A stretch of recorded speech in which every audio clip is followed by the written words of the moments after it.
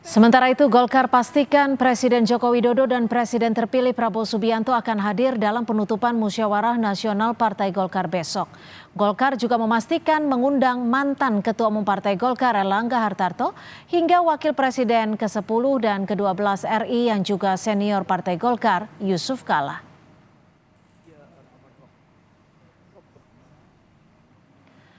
Bahlil Lahadalia jadi calon tunggal Ketua Umum Partai Golkar tanpa pesaing. Apakah jalan Bahlil jadi pimpinan partai berlambang pohon beringin sudah pasti mulus melalui aklamasi? Kita akan bahas bersama Jayadi Hanan, Direktur Eksekutif LSI, dan juga kita masih mencoba sambungan dengan Firman Subagio, politisi dari Partai Golkar. Saya akan ke Mas Jayadi terlebih dahulu. Mas Jayadi, ini kepemimpinan Golkar hampir dipastikan akan ada di bawah Bahlil Lahadalia. Menurut prediksi Anda, arahnya akan kemana jika dipimpin oleh Bahlil? Arahnya jelas ya, sama masih melanjutkan kecenderungan atau DNA Golkar selama ini. Golkar itu adalah partai yang belum pernah jadi oposisi, partai yang selalu berada di dalam pemerintahan atau selalu menjadi bagian kekuasaan yang sedang memerintah. Dan itu terlihat jelas dengan Golkar yang tampaknya akan menobatkan Bahlil Lahadalia menjadi ketua umum, calon tunggal ya, entah nanti aklamasi, entah pakai pemungutan suara, itu kan soal mekanisme formal aja di Partai Golkar gitu. Jadi arahnya ke depan ya, kalau sekarang kalau kita lihat ya, Bahlil itu kan sangat dekat dengan Presiden Jokowi.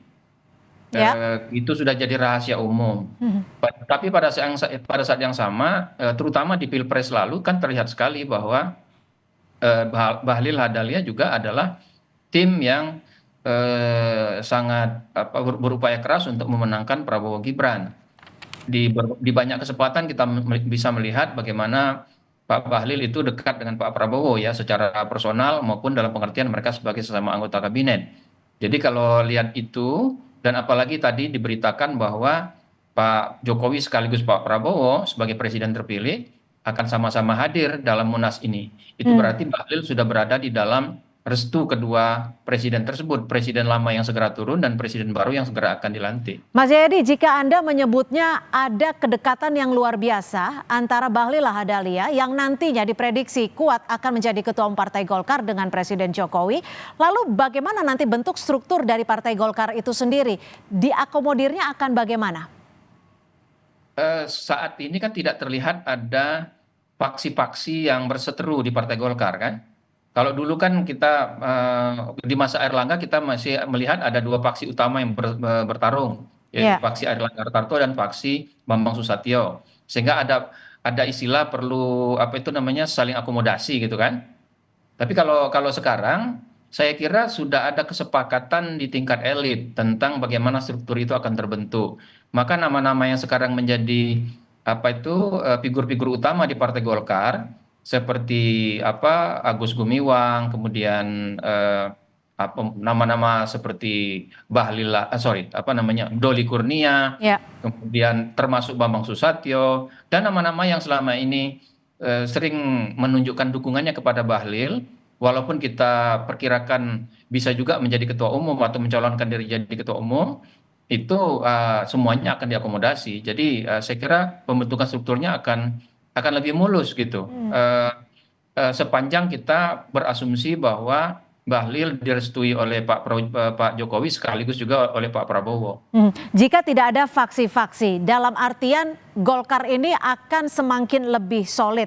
Lalu bagaimana menurut Anda dengan posisi sentralnya nanti akan bagaimana tubuh Golkar jika memang akan berbeda dengan Partai Golkar sebelumnya? Posisi sentral Golkar selama ini kan sudah berada di posisi ketua umum. Kalau berbeda dengan zaman otoriter dulu, zaman Pak Harto ya, posisinya itu di Dewan Pembina. Nah, sekarang itu kalau tidak ada perubahan-perubahan ADART secara signifikan, maka posisi sentral tetap pada ketua umum. Tetapi jangan lupa di Golkar itu sekali lagi DNA-nya itu DNA kekuasaan.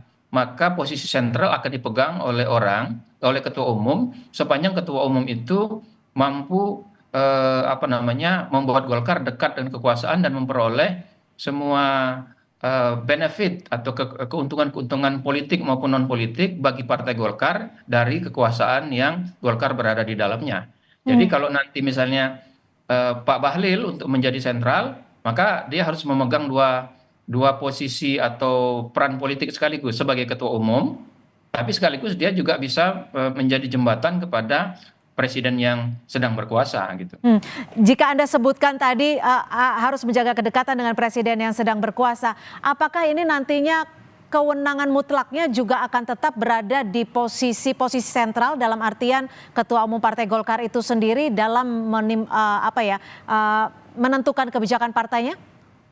Iya, sepanjang itu tadi kan begini di Golkar itu walaupun sekarang tidak ada faksi-faksi kan, tapi Golkar ini kan partai sebetulnya partai yang cukup modern yang bisa melembagakan perbedaan-perbedaan atau konflik-konflik antar faksi yang ada di dalamnya tanpa perlu pecah seperti yang sebelumnya ya. Mhm. Nah, salah satu cara mengikat antar faksi itu di Partai Golkar adalah kalau bisa dipastikan Golkar itu mengambil peran yang cukup dekat dengan kekuasaan sehingga Golkar tidak memperoleh kesulitan dalam melakukan konsolidasi, dalam mengakses aspek-aspek kekuasaan, baik itu posisi-posisi dalam pemerintahan ataupun posisi-posisi lainnya. Karena Oke. itu seorang ketua umum untuk ke depan tampaknya di Golkar masih harus dipastikan adalah orang yang dekat dengan terutama Ma- dengan istana Mas, presiden yang Ma- ada. Mhm. Kita sudah tersambung dengan Pak Firman Subagio, politisi Partai Golkar. Selamat sore, Pak Firman. Audionya belum dibuka, Pak Firman, mohon izin.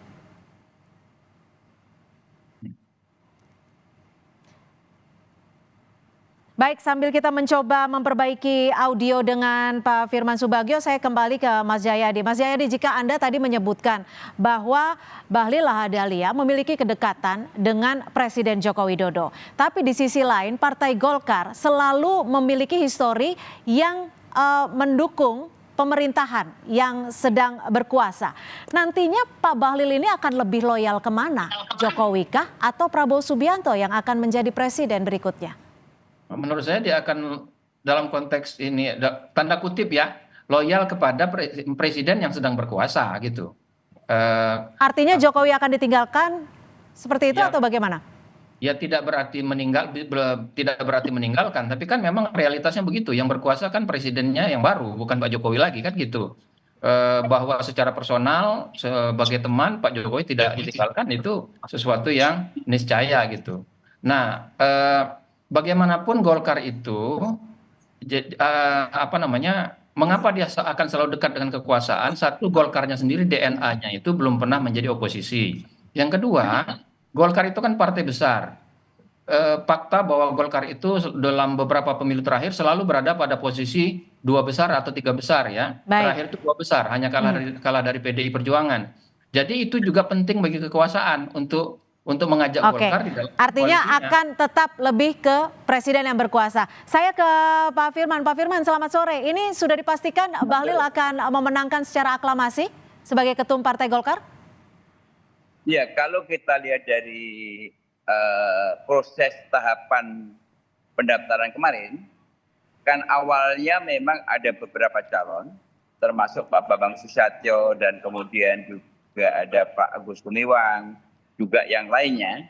Namun ternyata setelah kemarin dilakukan verifikasi yang memenuhi persyaratan sebagaimana yang diatur dalam undang-undang, yang diatur dalam anggaran dasar rumah tangga partai dan peraturan organisasi, yang memenuhi persyaratan penuh adalah Pak Bahlil, sehingga yang lain dinyatakan gugur dan akhirnya tim verifikasi secara yuris formal dan mekanisme Pak Bahlil lah yang memenuhi persyaratan sehingga tinggal satu calon dan kemudian dinyatakan sebagai calon tunggal. Oke, secara singkat saja, di tubuh Partai Golkar kader-kader ini sudah sepakat semuanya untuk menentukan Pak Bahlil sebagai ketua umum. Singkat saja. Bagaimana, agak putus-putus? Ya, untuk di tubuh Partai Golkar tidak ada perpecahan untuk menentukan Pak Bahlil sebagai ketua umum Partai Golkar? Insya Allah, karena Golkar ini kan partai yang sudah sangat dewasa. Baik. Tentunya dari tahapan awal kemarin kan kita sudah jelas bahwa kita selalu menempuh ajas musyawarah mufakat. Yang jelas adalah siapapun ketua umumnya itu harus bisa memperjuangkan partai ke depan. Salah satunya adalah tolok ukur daripada pemenangan keberhasilan dari partai politik atau pemimpin itu adalah ketika kita memenangkan pemilu presiden, pemilu legislatif, dan sekarang Pak Bahlil nanti akan diuji, yaitu terkait dengan masalah yang terkait masalah pilkada.